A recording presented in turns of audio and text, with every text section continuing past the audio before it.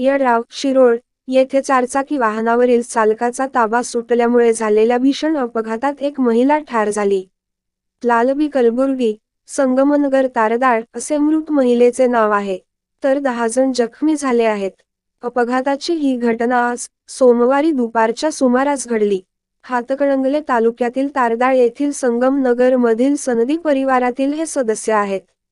रुग्णवाहिकेतून इचलकरंजी इथे IGM रुग्णालयात उपचारासाठी दाखल करण्यात आले आहे. घटनास्थळी बघ्यांनी मोठी गर्दी केली होती. तारदाळ येथील सनदी कुटुंबीय नांदणी येथील नातेवाईकांकडे जात होते. नाईक निंबाळकर सेवा सोसायटी समोरील ओढ्याजवळ चारचाकी वाहन चालकाचा दुसऱ्या वाहनाला चुकविताना वाहनावरील ताबा सुटला. यामुळे चारचाकी वाहन उलटून रस्त्याकडेच्या ओघळीमध्ये जाऊन पडले. यावर तुम्हाला काय वाटते कमेंट बॉक्समध्ये लिहा. चॅनेलला सबस्क्राईब केले नसेल तर नक्की सबस्क्राईब करा. जगात भारी कोल्हापुरी.